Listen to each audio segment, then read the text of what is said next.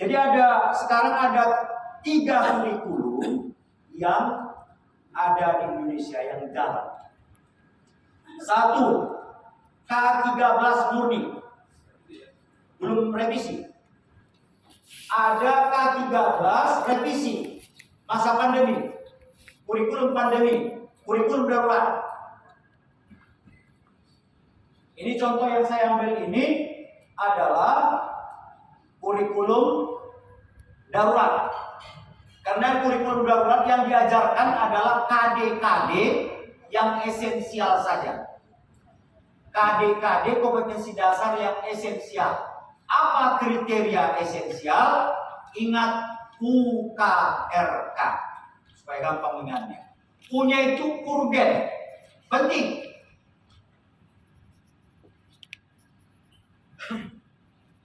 Kemudian K, continue, kontinuitas, keberlanjutannya. R, relevansi, ada relevansi terhadap mata pelajaran lain, ada hubungan.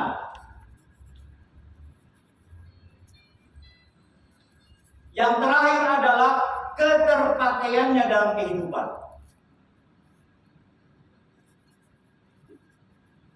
Justru K-nya ini yang terakhir yang sering kita lupakan.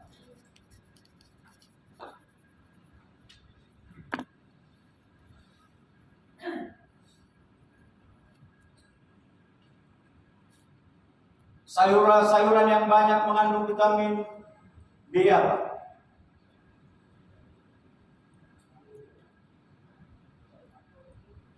Sayuran bayam kan? Apalagi? Kangkung, kacang-kacangan, ya kan? Ya. Pernahkah guru membuat soal? Bagaimanakah caranya mengolah makanan sayuran yang banyak mengandung vitamin B agar vitaminnya tidak larut?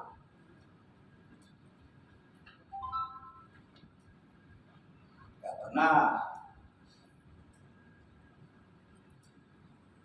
Makanya banyak anak-anak nggak tahu dia mengolah sayuran itu, direndamnya, bayamnya putihnya direndamnya, ya udah larut dalam air, vitamin B-nya sudah nggak ada lagi. Kita nggak pernah tahu kenapa lah sop harus pakai wortel. Wortel banyak mengandung vitamin A. Nggak pernah kita tahu kenapa sop harus pakai wortel. Kata anaknya. Mulai sederhana, mulai dari Tuh Adam. Memang harus pakai itu. Ya kenapa harus pakai itu? Biar cantik katanya.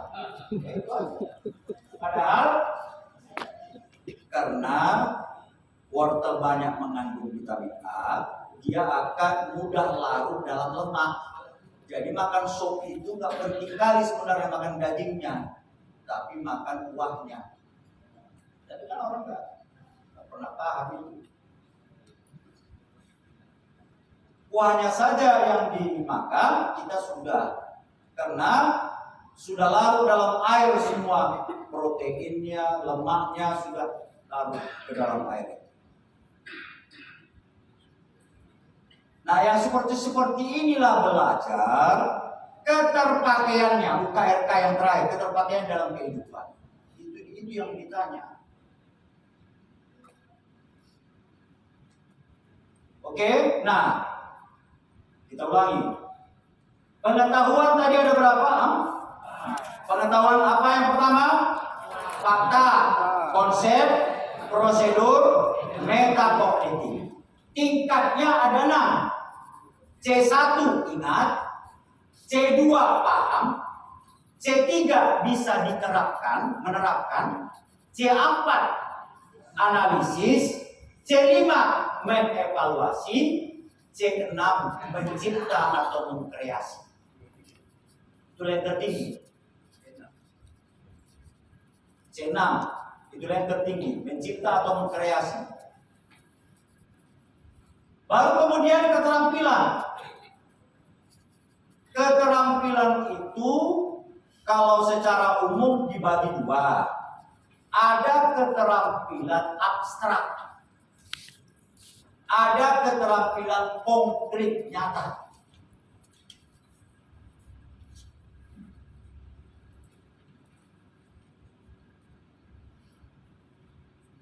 Mengambil keputusan itu keterampilan abstrak. Berpikir logis itu keterampilan abstrak. Nggak bisa diukur, nggak bisa dilihat. Yang bisa kita lihat nanti hasilnya.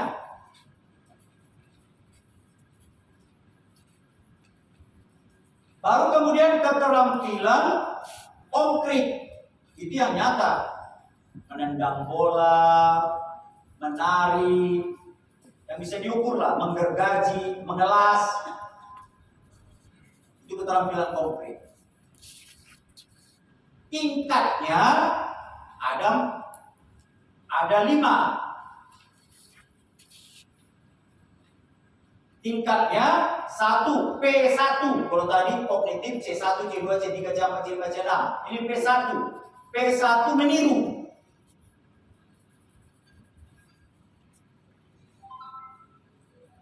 Makanya di tingkat anak TK itu keterampilan yang diajarkan meniru.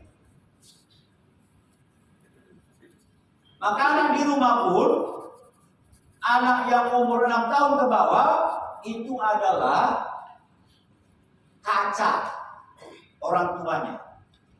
Kalau anaknya ini selalu cakapnya memaki orang pakai kebun binatang, itu hampir bisa dipastikan kalau tidak emaknya, ayahnya. Karena mungkin dekat dengan kebun binatang. Itulah P1, meniru. P2, manipulasi.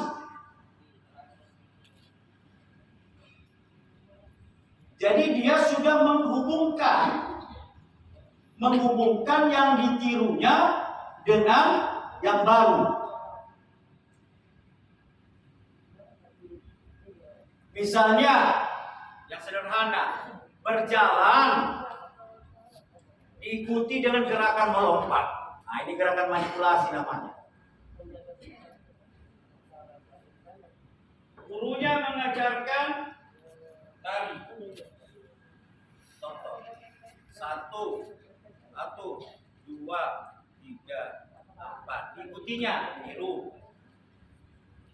1, 2, 3, 4. Sudah bertambah gerakan kepalanya. Itu manipulasi. Oke. Yang ketiga, presisi. Presisi. Itu yang ketiga. Yaitu melakukan gerakan, melakukan sesuatu sudah lancar. Jadi kalau dia bertukang, sudah tahu dia alat yang mau digunakan itu apa, dan dengan cepat dia sudah bisa mengerjakannya. Itu namanya presisi. Di atasnya itu namanya P4, artikulasi. Bukan cuma lancar, tetapi dia bisa memaknai dari karyanya. Ada kepuasan diperolehnya dari karyanya itu. Yang tertinggi adalah naturalisasi. Jadi macam Afandi kalau melukis, ditengoknya muka ibu begini, indikator sekali lihat aja, udah cukup, tutup matanya dia melukis. Udah siap, naturalisasi. Kalau mau main badminton, lompat dia. Mana di seharusnya kan dia nengok. Raketnya dengan bolanya begini kan. Ini enggak, dia pandangannya ke sana. Tap katanya, balik ke sana. Itu namanya gerakan refleks. Gerakan refleks itulah naturalisasi. Terus KD-KD yang kita ajarkan di sekolah itu menyangkut itulah dia. Itulah yang kita kembangkan itu. Yang terjadi apa? Yang terjadi karena terbatas pengetahuan kita, tetaplah berkutat pada C1, C2, C3. Berkutat-kutat di situ. Asal sudah soal analisis, hoax, mulai kesengen. Keterampilan pun, keterampilan konkret saja. Padahal KD-nya menuntut keterampilan abstrak. Ini membuat laporan.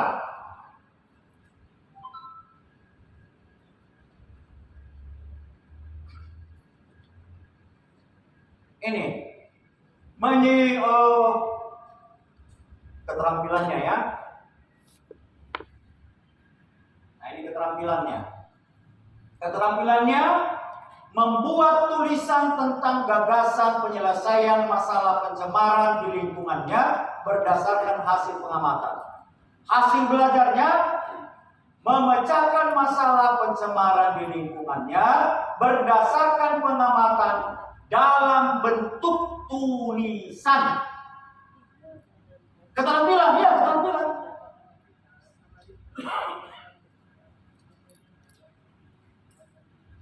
Ini keterampilan abstrak, bukan konkret. Karena kemampuan memecahkan masalah. Berarti kita tugasi proyek, ditugasi dia untuk mengamati. Apakah sungai, apakah parit, pokoknya saluran lah. Dari hasil pengamatan dia membuat tulisan, menyimpulkan apa upaya. Jadi upaya yang dilakukan agar tidak terjadi pencemaran. Itulah nanti hasilnya. Proyek itu yang dikumpulkan nanti sama guru. Sekarang ini, oke, inilah kurikulum darurat itu. Kemudian kurikulum sekarang namanya kurikulum merdeka. Sebelum di launching tanggal 15 Desember yang lalu, namanya kurikulum prototipe. Sebelumnya itu namanya kurikulum apa? Merdeka Belajar. Jadi udah bertukar-tukar nama. Jadi itu juga itu. Kurikulum Merdeka Belajar, kurikulum prototipe, kurikulum merdeka.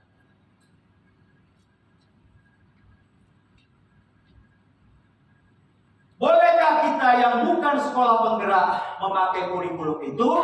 Jawabnya boleh. Mau satu kelas saja dulu, satu jenjang, boleh. Tapi harus paham dulu. Prediksi saya, ini agak sulit bagi sekolah. Kenapa? Karena kita tidak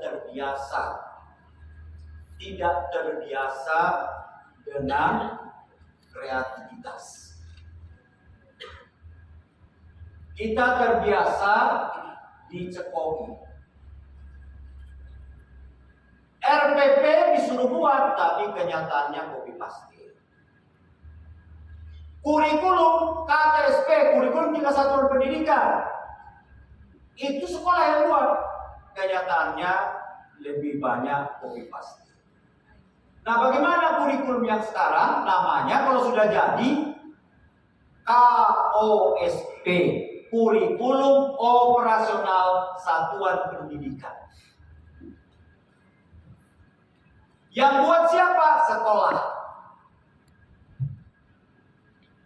Meskipun ada contoh, kenyataannya saya lihat sekolah penggerak memakai bulat-bulat contoh itu. Kalau dipakai bulat-bulat, itu berarti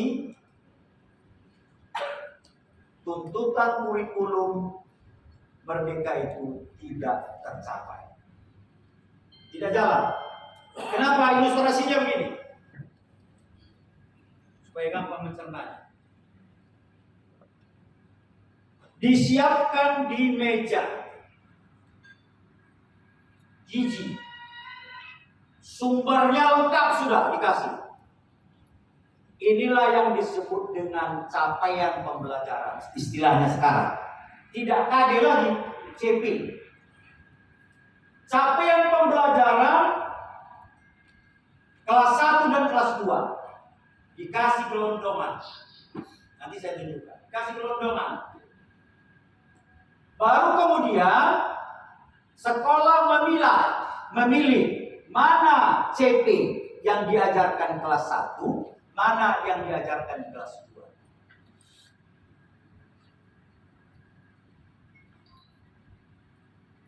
Itulah dia. Apa dasar kita memilihnya? Ilmu. Si guru akan lebih tahu untuk mengajarkan tambah-tambah bilangan operasional itu dimulai dari konsep atau dari fakta dulu.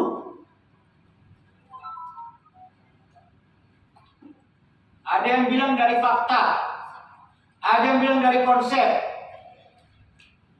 Nah, silakan yang punya dasar berpikir dari fakta duluan, karena dia berpikir lebih mudah anak-anak menerima pelajaran kalau dari fakta.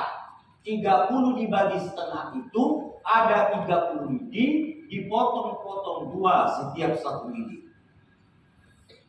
Barulah masuk ke konsep. 30 dibagi setengah, ini kan setengah ini pecahan. Nah, 30 ini kan bilangan bulat. Kalau ketemu seperti ini, maka baginya berubah menjadi 2. Kenapa kok menjadi 2?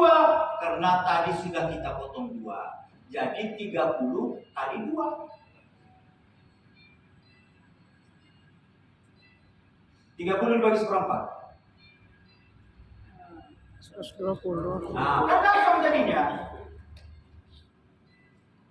Artinya ada lidi 3, ada lidi 1, dipotong 4. Kalau 30 lidi dari potong-potong apa ya 120 potong. Itu pijakan berpikirnya. Pak, saya konseplah duluan, kata ibu ini. Oke, baru dilanjutkan dengan fakta. Silakan, nggak apa-apa. Itulah yang kurikulum sekarang. Jadi kelas 1, kelas 2 gerondongan. Kelas 3, kelas 4. Kelas 5, kelas 6. SMP, kelas 7, kelas 8, kelas 9. Gerondongan dikasih semua. Kita yang bagi mana kelas 7, mana kelas 8, mana kelas 9.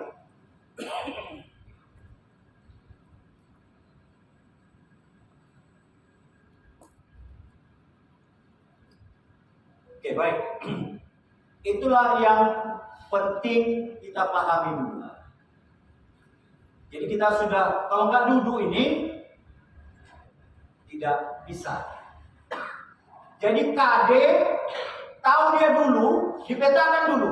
Ini KD ini menuntut apa? Fakta, konsep, prosedur, atau metakognitif. KD ini tingkatnya tingkat apa? C1, C2, C3, C4, C5, atau C6. Setelah tahu itu, baru nanti kita bisa membuat ininya, targetnya. Baru nanti kita bisa menentukan soalnya. Jangan nanti KD-nya menuntut metakognitif, KD-nya menuntut prosedural, datang soalnya menjelaskan, menyebutkan.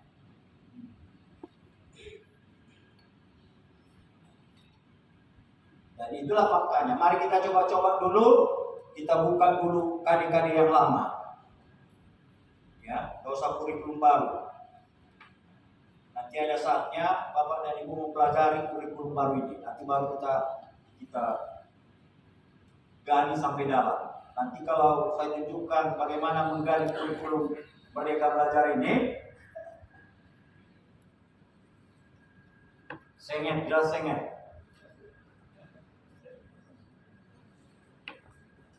Tahu istilah sengit? Apa itu? Hah? Kurang-kurang senaon? Enggak, bukan itu. Kalau saya dulu waktu anak-anak, ini sengit ini istilah dilayahan ini. Nelayangan kita. Kayak gini. Kadang merek kanan gitu. Maka dikasihlah pemberat di kiri supaya bisa jadi seimbang. Nah, itu arti sengit. Jadi kalau manusia itu kalau ada yang dia berat ke kanan. Nah, yang berat ke kanan inilah dia enggak berat ke kanan. Ini dalam konteks yang bagus, biasanya ini para kiai, para ustadz, pikiran selalu berpikir positif saja. Otak kiri itulah yang material itu. Berpikir uang, berpikir kebendaan, berpikir cantik, itu kerja otak kiri. Ya kan? Kata otak kiri, kau kan banyak gitu. Apa yang kau cari dalam hidup? Tambah bini, tambah bini, sampai apa? Tuhan saya membolehkan. Itu otak kiri itu, ya kan?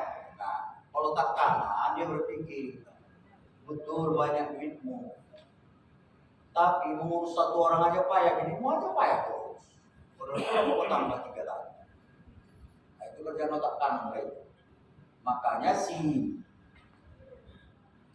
siapa namanya yang mohon maaf menghina Islam itu di televisi, yang Tuhanmu, Tuhanku. Gus Arya Dari partai mana gitu?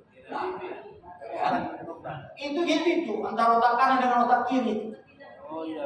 Ferdinand Hutahian. Itu otak kanan otak kiri. Nah, seperti itu. Nah, baik, oke. Kita lihat dulu ini ya. Latihan-latihan saja dulu. Kalau nggak duduk ini nggak ada gunanya. KKO nanti bahannya dikasih ya, ini KKO kurikulum 2013.